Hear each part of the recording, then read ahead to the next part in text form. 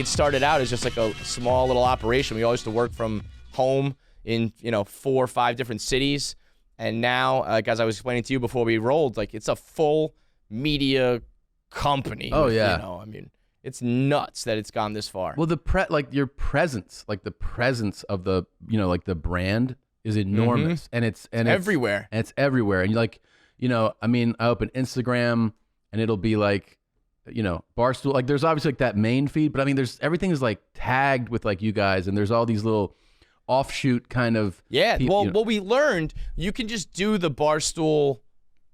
Kind of like we can Barstoolify anything. Yeah. Like the original idea was we're going to cover sports, but we're not going to do like X's and O's and break down the analysis. It's just going to be like being a fan, or like, oh, did you see the hot girl in the crowd during the game? Or did you see what's happening with the star MVP's girlfriend? Whatever. Shit like that.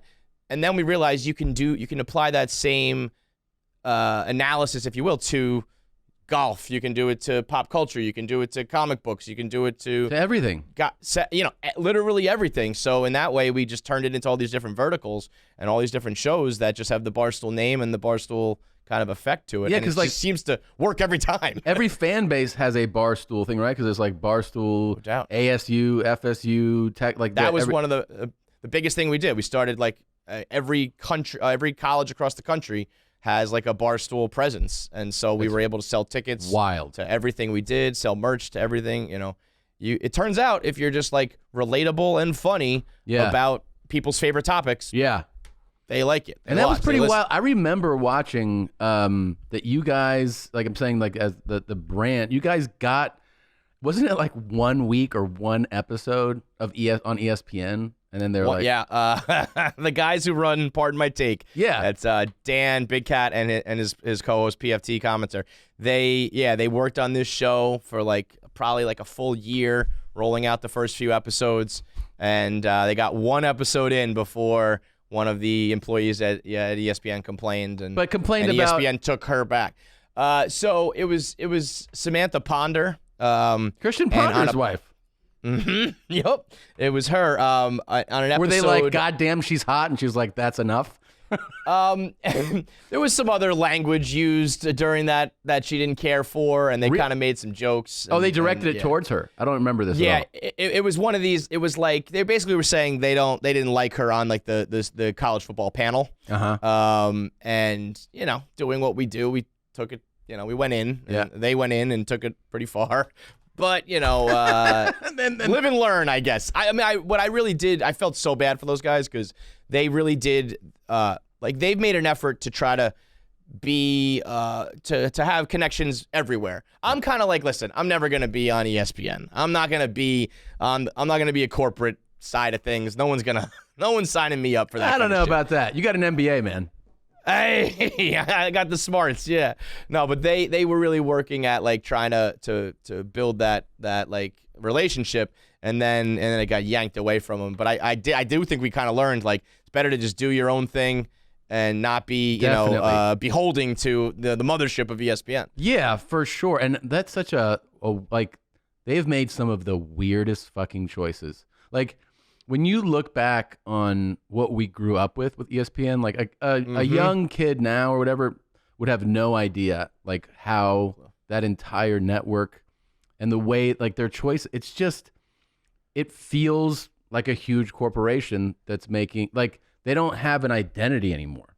They used to be awesome, man. Those SportsCenter anchor duos. Oh, the best. Were the closest thing. Those were kind of the original podcast duos. You know what definitely. I mean? If you and Bert were doing ESPN highlights, it would be incredible. And they used to kind of have that, and then they just totally abandoned it for whatever reason. And it's now it sucks. It sucks now, man. It sucks so bad. It's so bad. And the fact that they were, ESPN, kind of said that Barstool was not, handling. We're not proper enough. It's have you guys checked your own? Oh, have you ever looked in your own closets, ESPN? I read the book, dude. Some shit was going down at ESPN. Some shit, and SportsCenter fucking sucks most of the time. I don't know who they got to fill. there are some talented people there, so I don't want to say that they don't all suck. No, but for sure. A lot of it.